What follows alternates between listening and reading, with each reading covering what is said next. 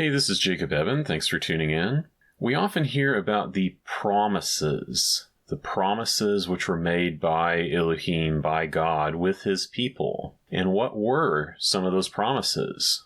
As we're seeking to return to the truth and return to his ways, is it not possible that we may have been misled in the past about some of these promises? Is it possible that some of the promises have been minimized in the mainstream view, or otherwise just completely forgotten? In this video, I want to talk about two of those key topics, two of those promises which have been forgotten and minimized.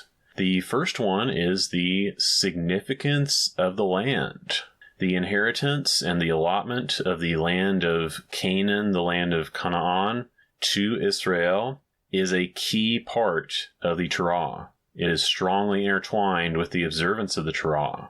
It is one of the key promises, and this goes back to the seed of Abraham, the seed of Abraham in Genesis. We see this in Genesis 15, 18 through 21, for example. And the seed that this is promised to, the seed which is like the stars of the sky in Genesis 15:5, it is not able to be numbered. It's not just one individual.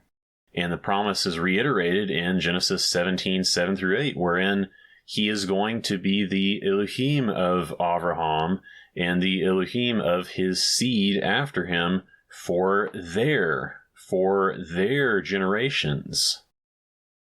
And he will give them the land of Canaan, for a long enduring holding, a holding of olam, a holding of forever.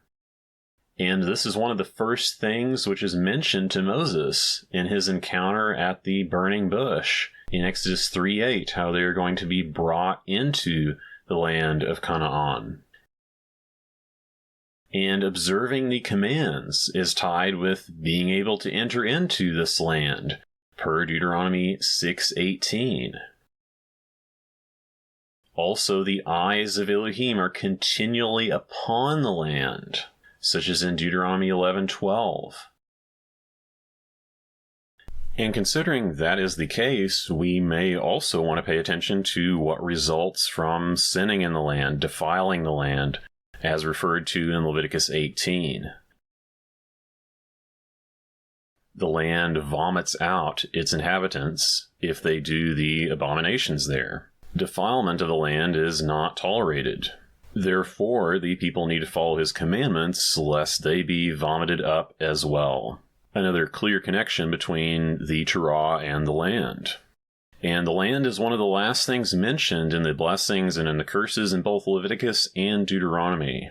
In Leviticus 26, even after the people have broken the covenant and they are scattered into the land of the enemy, from there they will be humbled and repay over their iniquity.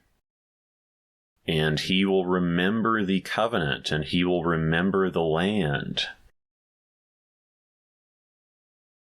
And also he will remember what people call the Mosaic covenant, the covenant with those he brought forth out of Mitzrayim, out of Egypt. These are the covenants which are emphasized and foretold to be remembered. These are the ones. These covenants may be ancient, but they are not old, and they will be remembered. Deuteronomy 30 refers to a prophecy about the future. The people are going to be gathered from afar, from everywhere they have been scattered, and then they will be brought into the land of Canaan.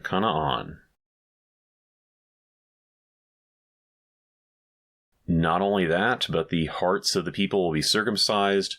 Presumably so, they will continue to follow the law as referred to in Deuteronomy 38, and so that they will be allowed to stay in the land, because, as we saw, there is a direct connection there. The people are going to be doing what is written in the Torah as they're staying in the land.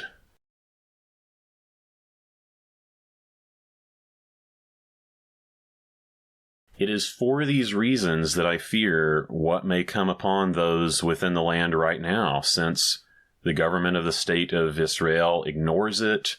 The supposedly most pro-Torah leaders are largely just giving it lip service without any real reform, and the people at large do not take it seriously. Iniquity is flaunted in the land.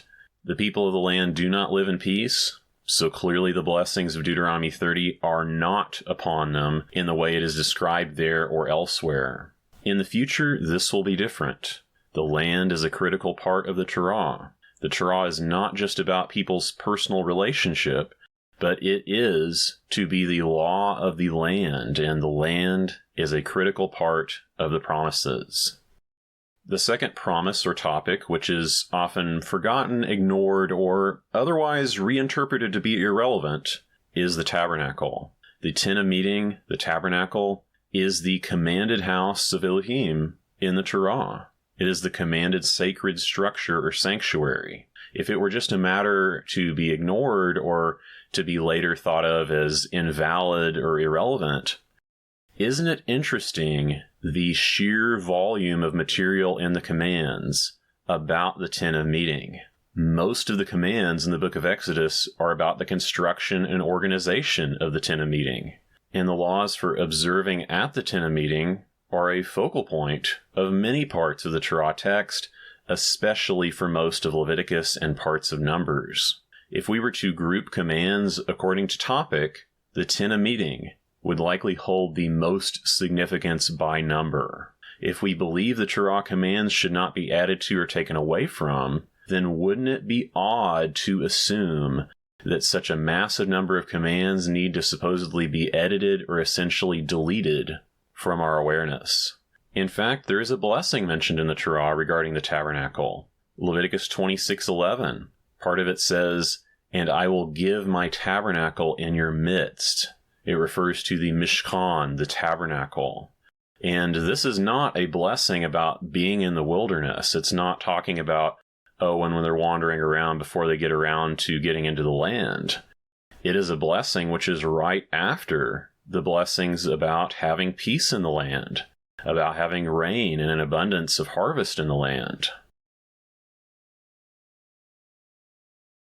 The sacrificial system, although it is often glazed over and is rarely studied, and to some degree this makes sense because it would make sense to pay more attention to and study more the things that we are actively able to do and act upon in this moment.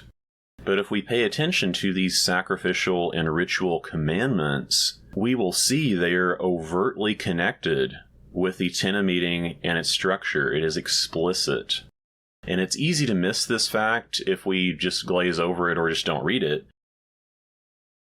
And it is even easy to miss the fact if we do read it because of how we have been taught to reinterpret it.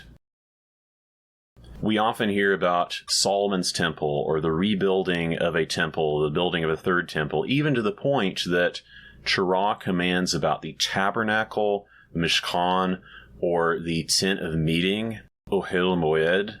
If we read about these commands or any commentary on these commands, they are frequently stated to be about temple observance. Frequently stated in these commentaries, that is. They're frequently stated, this is the command about the incense which is supposed to be used at Solomon's temple. That will be a common way that these commands are framed, even though the text never says such a thing. The text makes it clear that it's talking about the Tent of Meeting.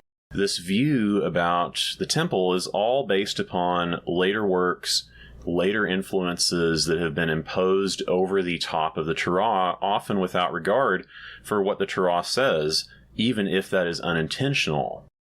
Without the Tent of Meeting, most of the sacrificial laws are simply unable to be observed, at least in the way they are written, because they rely on the existence of the Tent of Meeting.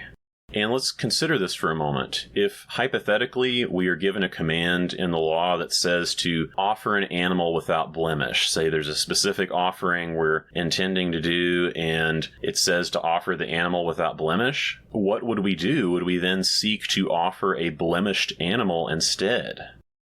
Or if we were told to offer a bull, would we then seek to offer a fish? If we were told to offer a male, would we offer a female? If we were told to do the offering on a certain day, would we then do it on some other day? And if we were told to do the offering at the tent of meeting, where is it that we would want to do it? Where is it commanded to be done if it says to be done at the tent of meeting? In Exodus 29:38 through 42, it refers to the daily offering, the daily rising offering, or often called the burnt offering, which is commanded to be done perpetually. The first one of the day is done in the morning. The first one of the day is done in the morning. And the second one of the day, according to the text, is done in the evening or between the evenings, similar to the Passover timing. The second one of the day is in the evening. And where are they done? It's not just wherever one sees fit. If the commands are being followed, it is supposed to be brought to the opening of the tent of meeting. It doesn't say anything about Solomon's temple, and it says nothing about Ezekiel's temple, wherein, for example, Ezekiel 43:12 talks about new Torah being added. It just says tent of meeting, the commanded structure which is talked about throughout the Torah. Likewise, the specifying of the tent of meeting shows up with almost every basic law of sacrifice given in the Torah, and it shows up with the Day of Atonement, Day of Covering ritual in Leviticus 16, among others.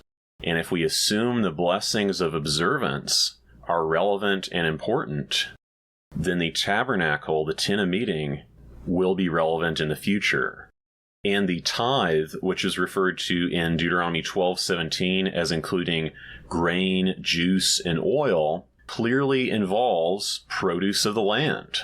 And while there is an additional use of the tithe, notice in Numbers 18:21, what is the purpose of the tithe? It is in exchange for the service done at the tent of meeting. And we also know that the Levites are chosen to minister for all time, for all of the days, per Deuteronomy 18:5. And specifically, the sons of Aaron, Aharon, are chosen to be the priests. And this is stated in Exodus 29:9. It is a priesthood of a long, enduring ritual command, a command of olam, or a command of forever, just like many of the other commands we have probably noticed are said to be commands of olam or forever. Likewise, this is said about the line through Phinehas, or Phinehas, grandson of Aaron, Aharon, as a promise to him in Numbers 25:13. The priesthood is promised to go through his line. And indeed, in Numbers 3:10, it says that Aaron and his sons are to guard their priesthood, and the unauthorized person that comes near is to be put to death. The alien, the foreign one, the one who is unauthorized.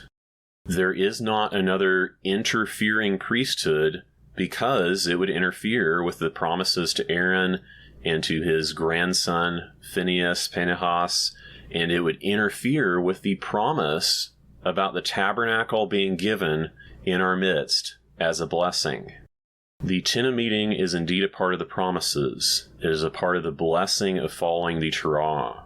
Let us ensure that we remember the importance of the land, and let us ensure that we remember the importance of the tent of meeting, just like it is commanded how we are to fear his sanctuary. We are to fear his sanctuary.